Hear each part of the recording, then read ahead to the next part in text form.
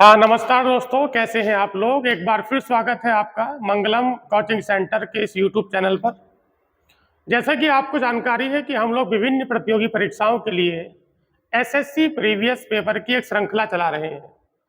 हम लोग यहाँ पर जो कवर करेंगे वो अर्थमेटिक को कवर करेंगे। चाहे आप पुलिस का एग्जाम देना चाहते हैं, एसएससी जीडी का एग्जाम देना चाहते हैं, कोई भी एग्जाम अगर आप देना चाहते हैं तो ये आपके लिए बहुत अच्छी सीरीज है। यहाँ पर मैं जो कवर कर रहा हूँ, यहाँ पर हम लोग जो कवर करने वाले हैं उसमें 2012 से लेकर 2022 का पूरा हम लोग प्रीवियस कवर करेंगे। इसमें एसएससी के विभिन्न एग्जाम को लेकर हम लोग कवर कर रहे हैं। इसमें एसएससी एमटीएस का प्रीवियस है, सीजीएल का प्रीवियस है, ओवरऑल एसएससी जितने एग्जाम कंडक्ट कराती है इस सभी का प्रीवियस इसके अंदर है। तो आइए शुरू करते हैं बिना किसी देरी के। इसमें लिखा है कि एक व्यापारी ने 2 प्रकार की चीजों को प्रत्येक 10,000 रुपए की दर पर बेचा।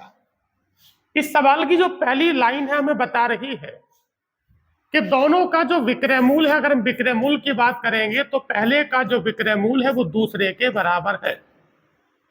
इन दोनों का विक्रय मूल्य बराबर है और दोनों का विक्रय मूल्य बराबर होने के तौर पर 10,000 रुपए दिया गया है। दोनों का विक्रय मूल्य बराबर है, बराबर होने के तौर पर इन दोनों का विक्रय मूल्य 10,000 रुपए दिया गया है।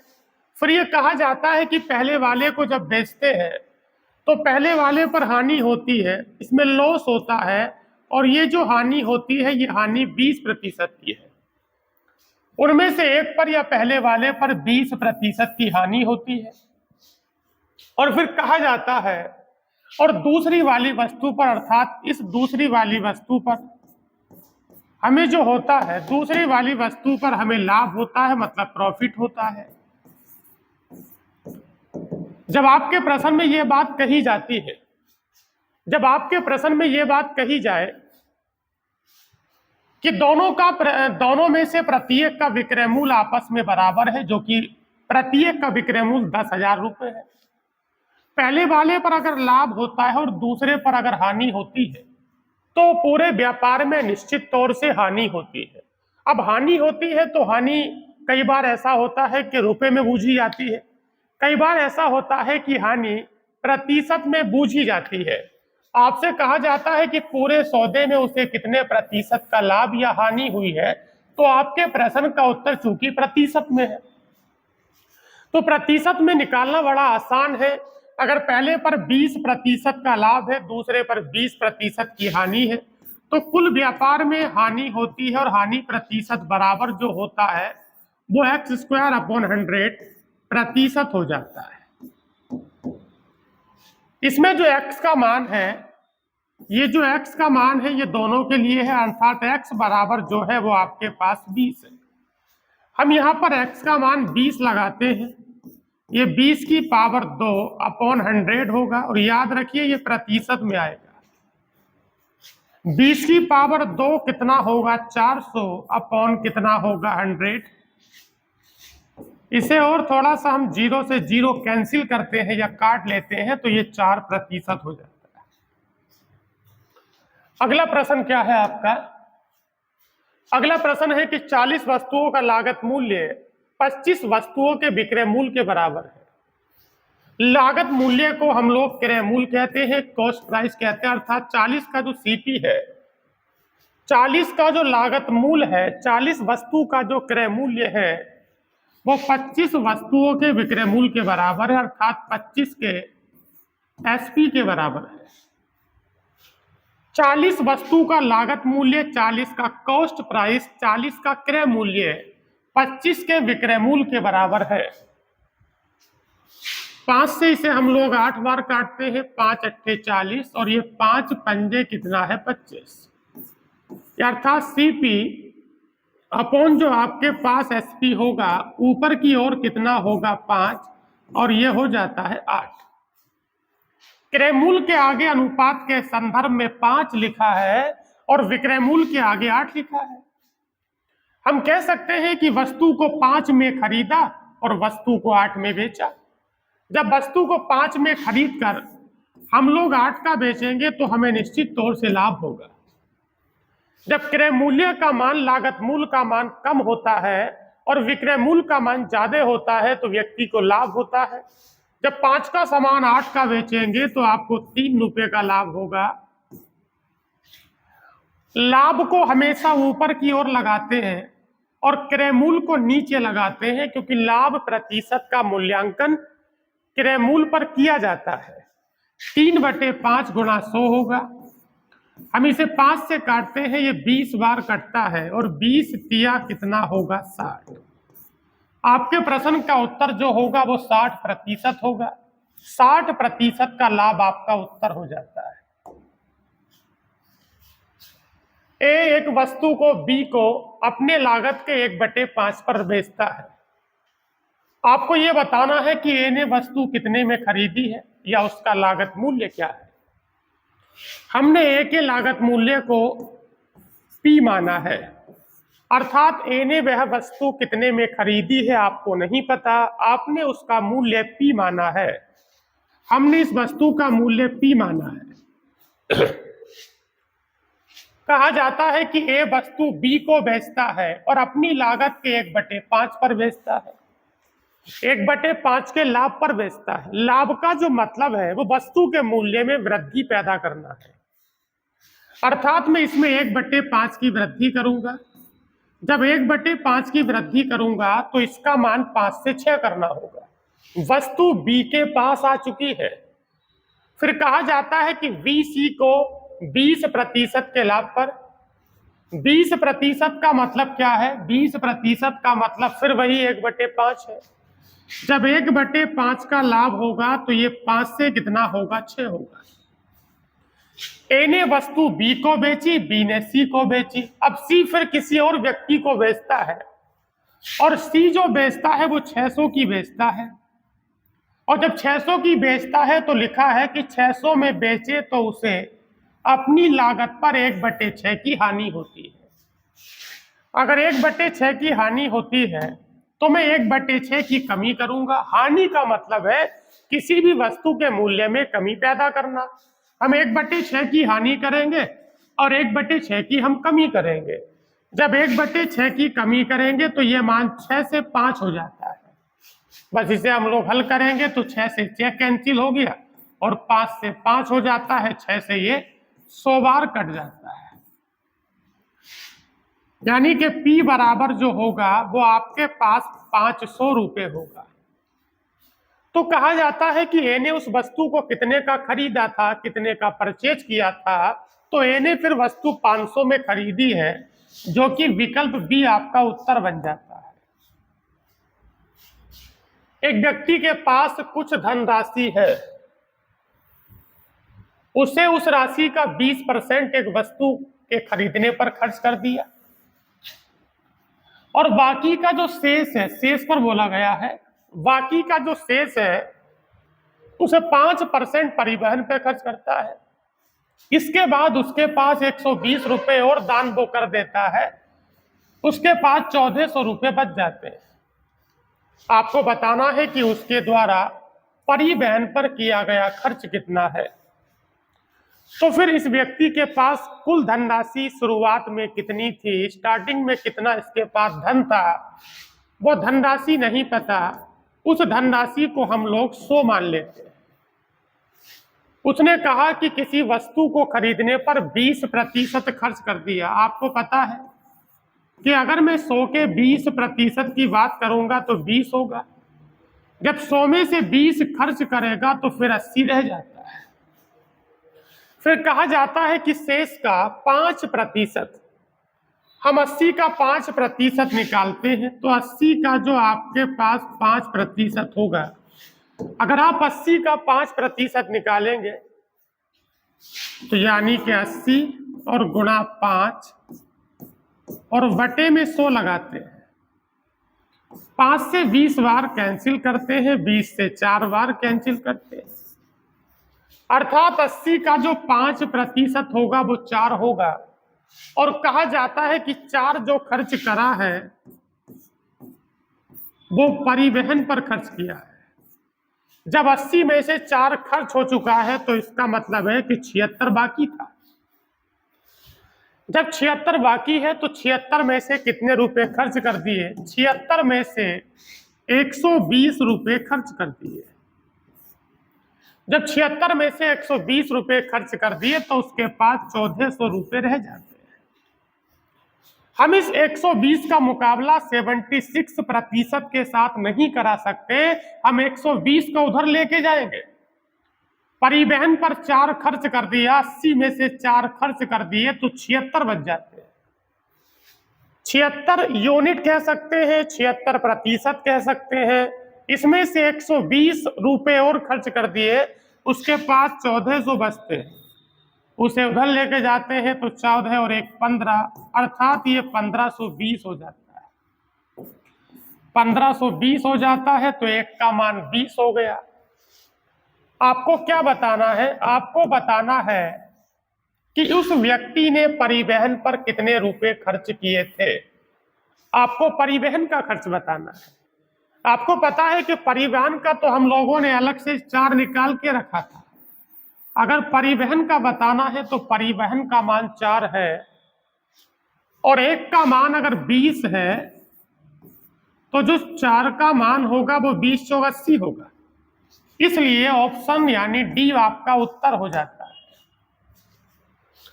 एक नगर की जनसंख्या 31 12 50 है, उसमें स्त्री और पुरुष का अनुपात 43 40 है। यदि पुरुषों में साक्षर संख्या 24% है और महिलाओं में 8% है। हम क्या करते हैं, पहले हम कुल आबादी का साक्षर निकाल लेते हैं। यहां पर हम फीमेल की बात करेंगे, यहां पर हम लोग मेल की बात करेंगे, यहां पर टोटल की बात करेंगे। मेरा टारगेट है सबसे पहले उस नगर या शहर की कुल आबादी की साक्षरता का प्रतिशत ज्ञात करना। हम देख रहे हैं कि फीमेल और मेल अर्थात स्त्री और पुरुष में अनुपात है 43 40। अर्थात अगर फीमेल का मान 43 है, फीमेल का जो मान है वो 43 है तो मेल का मान 40 है। इसका मतलब है कि टोटल जो आबादी है वो 83 हो जाती है। टोटल जो आबादी है वो 83 हो जाती है। फीमेल 43 है, मेल 40 है, अर्थात ये महिला है। ये वाला मान महिला का है, ये वाला मान पुरुष का है और ये मान कुल का है। फीमेल 43, मेल 40, कुल 83। क्या कहा जाता है? कहा यह जाता है कि पुरुषों में जो साक्षर है वो 24% है। हम इसे 24 से गुणा करेंगे, 24 चौक 96 960 होगा। आगे कहा जाता है कि महिलाओं में 8% है तो इसे 8 से गुणा करिए। 8 या 24 का 4 हो गया, 8 चौक 32 और 2 34, मतलब ये हो गया। आपस में जोड़ते हैं तो ये 4 हो गया और ये 6 4 10 हो गया, 9 3 12 और 1 कितना हो जाता है 13। 83 का मान 1304 है तो 1 का जो मान होगा वो 1304 बटे कितना होगा 83, और याद रहे ये प्रतिशत में होगा। हमें बताना है कि उस नगर की कुल कितने प्रतिशत जनसंख्या साक्षर है। तो हम 31 12 50 का 31 और 12 50 का हम उतने ही प्रतिशत निकालेंगे जितने प्रतिशत हमारा उत्तर आया है। तो 1304 ये 1304 बटे कितना हो गया आपके पास 83। इसे 83 को हम लोग किससे काटेंगे? 8 3 11। इसे आप लोग कैंसिल करिए, थोड़ा सा मुश्किल होगा।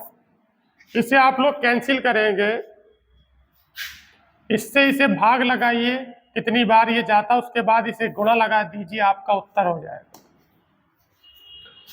अगला है कि एक परीक्षा में परीक्षार्थियों के 52% अंग्रेजी में अनुत्तीर्ण हुए और 42% गणित में।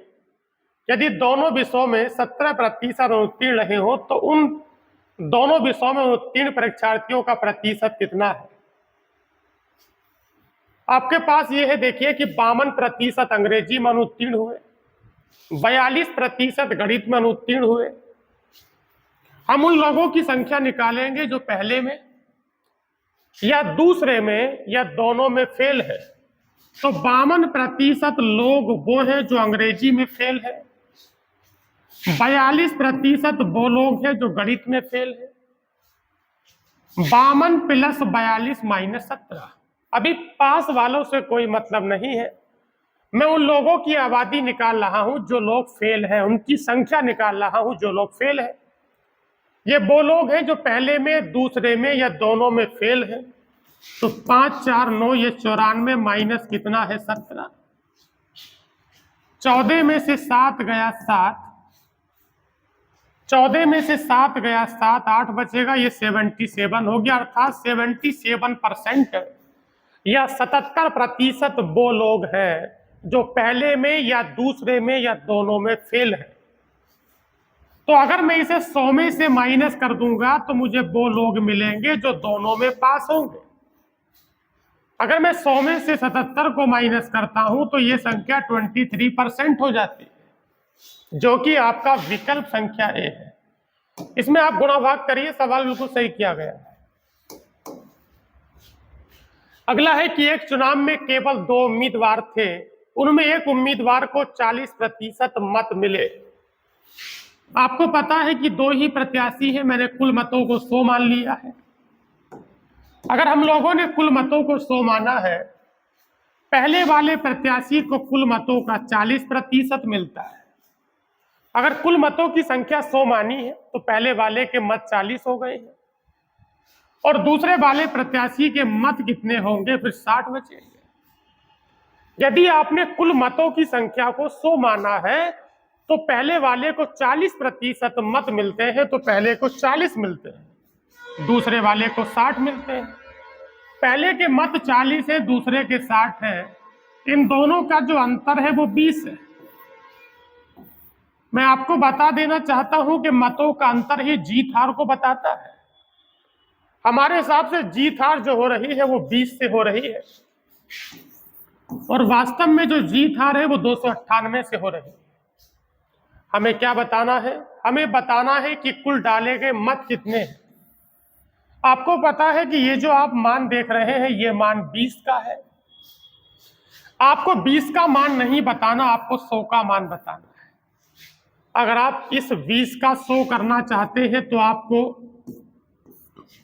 5 से गुणा करना होगा, और आपको यहां पर भी 5 से गुणा करना होगा।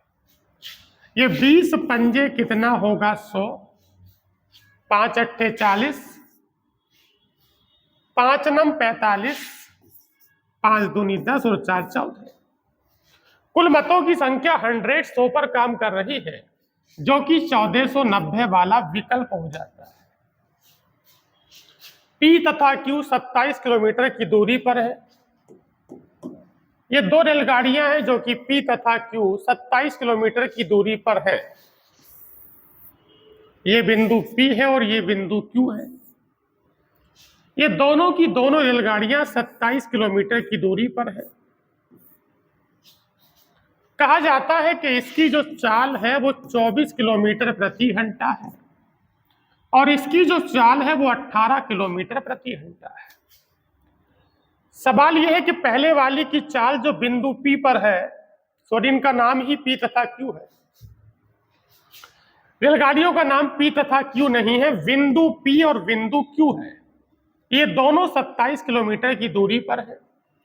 इसकी चाल 24 किलोमीटर प्रति घंटा है और इसकी चाल 18 किलोमीटर प्रति घंटा है। कहा जाता है कि एक साथ P तथा Q से चलती हैं, ये P से चलती है और ये Q से चलती है, और एक ही दिशा में चलती हैं। आगे जाकर कहीं Q से आगे जाकर इनकी मुलाकात बिंदु R पर हो जाती है। प्रश्न ये है आपका कि 2 रेलगाड़ियां P तथा Q बिंदु पर हैं। P तथा Q बिंदु की दूरी 27 किलोमीटर है। इसकी चाल 24 किलोमीटर प्रति घंटा है और इसकी चाल 18 है। ये दोनों एक साथ एक समय चलना शुरू करती हैं। ये यहां से चलकर यहां पहुंची है और ये यहां से चलकर यहां पहुंची है। जितने समय में यहां से चलकर यहां पहुंची है उतने ही समय में दूसरी वाली जो बिंदु Q पर विराजमान थी वो यहां से चलकर यहां पहुंची है।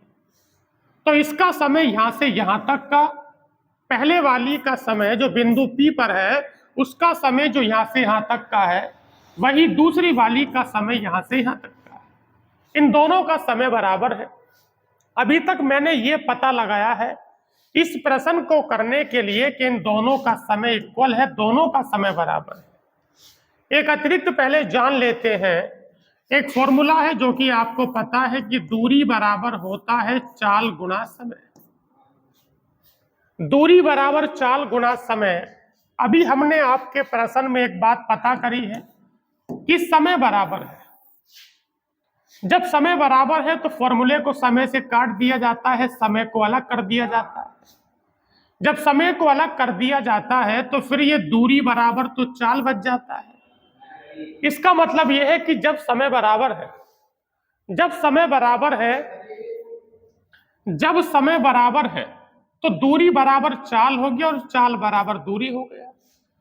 इसका मतलब है कि जो अनुपात चालों का होगा वो अनुपात दूरी का हो जाएगा। ये पहले वाला है, पहले वाले की चाल कितनी है 24 और दूसरे वाले की चाल है 18। ये 6 चौक 24 और 6 तिया 18। तो ये जो अनुपात हमने निकाला है ये 4:3 का अनुपात है। लेकिन ये 4:3 का अनुपात, वैसे तो ये जो अनुपात है, ये अनुपात अगर हम कहेंगे तो ये अनुपात जो है वो चालों का अनुपात है। लेकिन अभी बताकर गया हूं कि समय का रोल खत्म हो गया क्योंकि समय बराबर है। तो जो अनुपात है वो चालों का है और चालों का अनुपात किसका बन जाता है? दूरी का। इसका मतलब है कि इन दोनों के द्वारा चली गई दूरी का अनुपात भी 4:3 होगा। अर्थात इसके द्वारा और इसके द्वारा जो चली गई दूरी का अनुपात है वो 4:3 है। जितने समय में ये पहले वाली 4 चलेगी उतने समय में ये 3 चलेगी। इन दोनों का अंतर 1 का है और अंतर हमारे पास कितने किलोमीटर दिया है? 27 दिया है। अगर 1 का मान 27 है तो आपसे पूछा है कि Q से लेकर R तक का दूरी बताइए। Q से लेकर R तक की दूरी उस रेलगाड़ी ने तय करी है जो बिंदु Q पर खड़ी थी, और जो बिंदु Q पर खड़ी थी उसकी चाल 18 थी और 18 वाली की दूरी का अनुपात 3 था। और अगर मुझे 3 का मान बताना है तो 3 का मान 27 या 81 होगा। हमारे प्रश्न का उत्तर 81 किलोमीटर है। अगला है कि एक नाव धारा के विपरीत 12 किलोमीटर, धारा के साथ 18 किलोमीटर की दूरी 3 घंटों में तय कर लेती है। इस सवाल को करने के 2 तरीके आते हैं। एक नाव धारा के विपरीत, देखो ये धारा के साथ है, पहले मैं XY मेथड से करा देता हूं।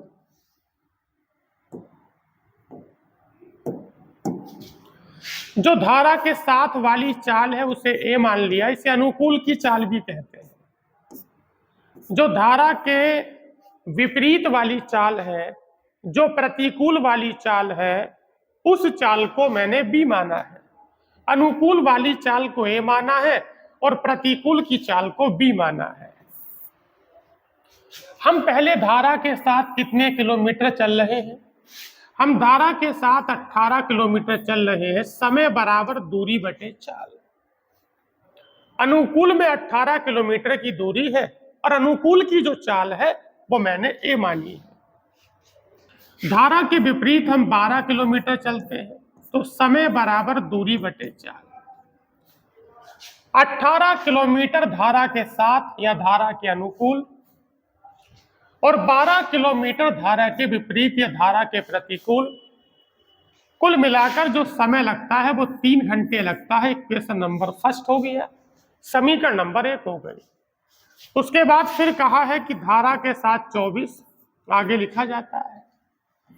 धारा के साथ 24 किलोमीटर तो समय बराबर दूरी बटे चाल, और धारा के विपरीत 36 किलोमीटर तो 36 बटे कितना है B। ये अनुकूल का समय है और ये प्रतिकूल का समय है। कुल समय जो लगता है वो 6.5 घंटे लगते हैं। 6.5 का मतलब जो है वो असल में 13/2 है। ये समीकरण नंबर 2 है। हमारे पास ये दो समीकरणें बन गई हैं। हमारा काम है कि हम लोग ए तथा बी के मान निकालें। हम लोगों को ए तथा बी के मान निकालने हैं तो हम किसी एक पद का एलिमिनेशन करेंगे, उसे एलिमिनेट करेंगे।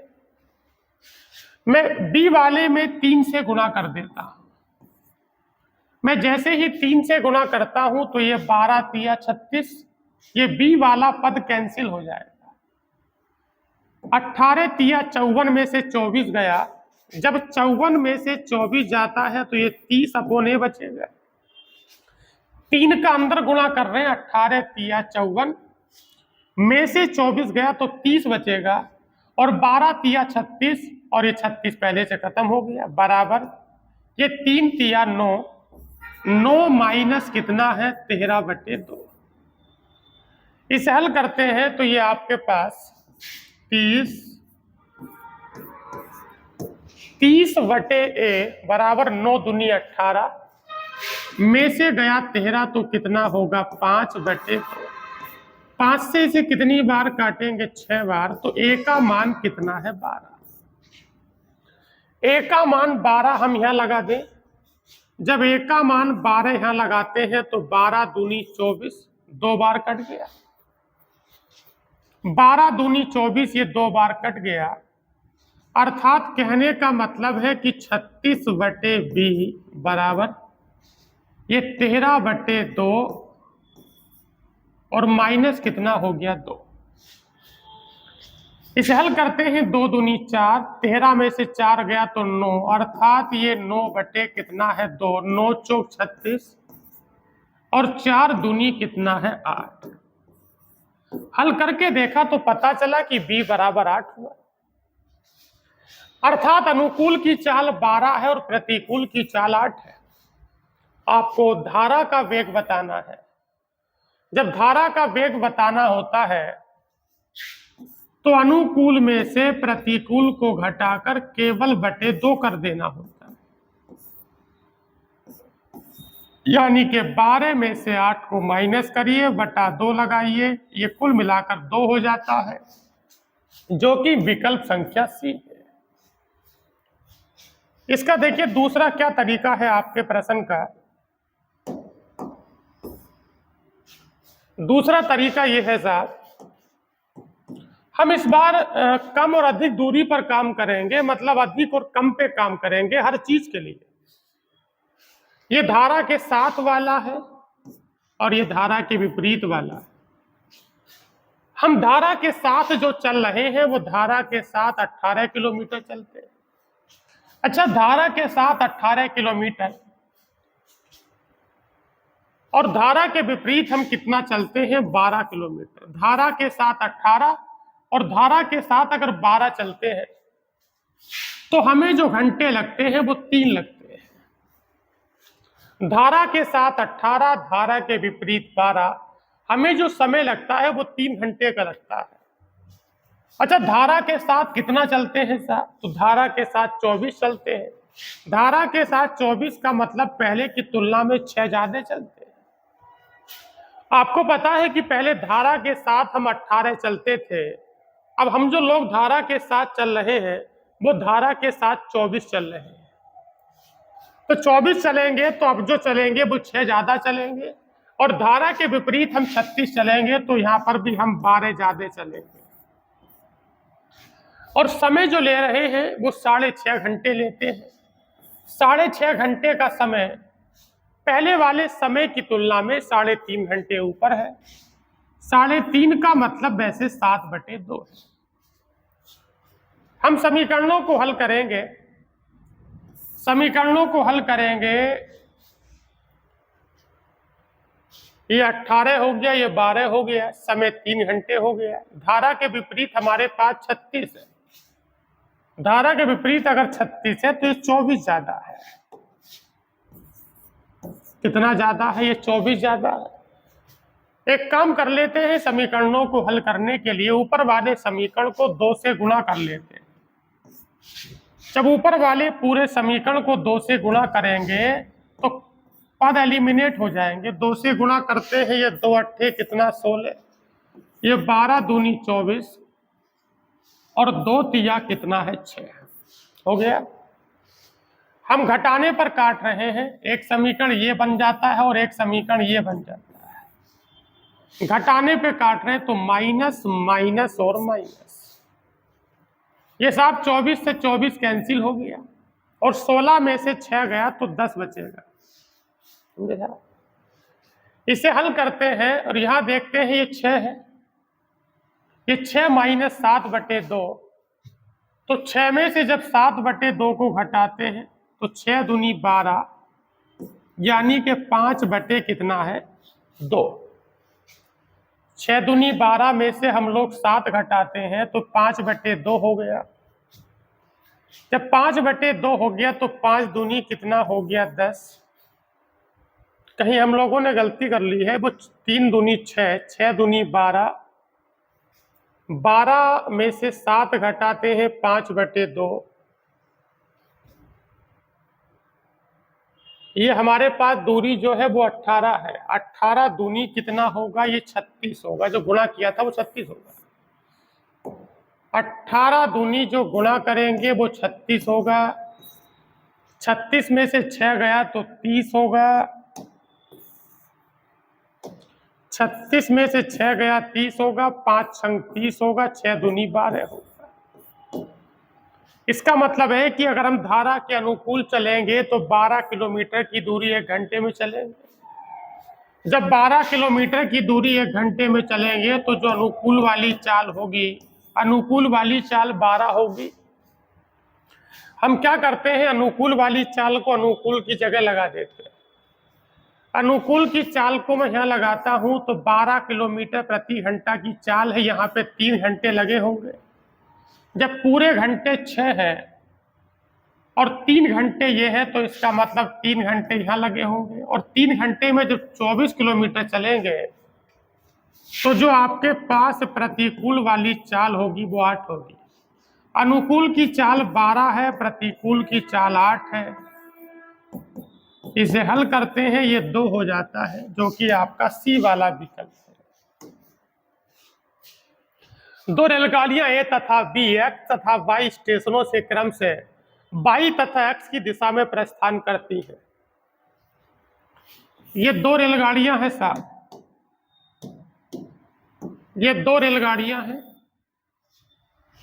इनका नाम ए तथा बी है। ये रेलगाड़ी ए है और ये रेलगाड़ी आपके पास बी है। ये बिंदु एक्स है और ये बिंदु वाई है। 2 रेलगाड़ियां ए तथा बी एक्स तथा वाई से क्रम से वाई तथा ए की ओर प्रस्थान करती है। ये रेलगाड़ी ए है जिसे बिंदु एक्स से वाई की तरफ जाना है, ये रेलगाड़ी बी है जिसे बिंदु वाई से एक्स की तरफ आना है। दोनों बराबर चल रही हैं, कहीं बिंदु पी पर इनकी मुलाकात हो जाती है। मुलाकात होने के बाद कहा जाता है कि वे क्रम से ये जो पहले वाली है यहां आके रुक गई और दूसरी वाली भी यहां आके रुक गई। ये पहले वाली फिर यहां से यहां तक पहुंचने में, इसकी बात चल रही है जो रेलगाड़ी ए है, रेलगाड़ी जो ए है अब यहां से यहां तक पहुंचने में 4 घंटे 48 मिनट का समय लेती है, क्योंकि इसे बाई पर पहुंचना था। जो रेलगाड़ी बी है वो बिंदु पी से ए तक पहुंचने में 3 घंटा 20 मिनट का समय लेती है। यहां पर रेलगाड़ी ये बी का समय है। इसके लिए एक फॉर्मूला बन के आता है कि जब 2 रेलगाड़ियां एक साथ चलना शुरू करती हैं, कहीं भी उनकी मुलाकात हो रही है, बीच में किसी बिंदु पर उनकी मुलाकात होती है, और मुलाकात होने के बाद या पार करने के बाद अगर पहुंचने का समय दिया हो तो ये होता है v1/v2 बराबर होगा अंडर रूट में T2 बटे क्या होगा आपके पास T1। v1/v2 बराबर अंडर रूट में T2 बटे T1। v1 का मतलब है कि पहले वाली की चाल, तो पहले वाली की चाल है आपके पास 45 और दूसरी की चाल आपको निकालनी है। आपने दूसरी वाली की चाल को बाई माना है। T2 समय दूसरी वाली का होगा T2 समय दूसरी वाली का होगा, दूसरी वाली का समय 3 घंटा 20 मिनट है। 3 घंटा 20 मिनट को हम लोग 10/3 घंटा कह सकते हैं। अगर आपने ऊपर पहले वाली की चाल लगाई है तो सामने जो समय लगाएंगे वो दूसरी वाली का लगाएंगे, और पहले वाली का समय 4 घंटा 48 मिनट है। 4 घंटा 48 मिनट का मतलब ये 24 बटे कितना होगा, 5 घंटे हो गया। इसे हल करते हैं तो ये 10 पंजे 50, अंडर रूट में 5 ढाई 50, 50 बटे 72, 50 को काटेंगे 2 से 25 बार और इसे काटेंगे 36 बार, तो ये 5 बटे कितना है, 6, और 5 बटे 6 तो 5 नम 45 और 9 छंग 54, अर्थात दूसरी वाली की चाल 54 किलोमीटर प्रति घंटा हो जाती है, जो कि आपकी विकल्प संख्या सी है। तो बताइए दोस्तों, आज का सेशन कैसा रहा? आप इसे लगातार देखिए। अगर वीडियो अच्छी लगती है तो कमेंट करिए, आप इसे शेयर करिए। कोई कमी अगर रहती है किसी प्रश्न में तो आप मुझे बता सकते हैं। तो ठीक है, आज के लिए इतना ही। थैंक यू, धन्यवाद।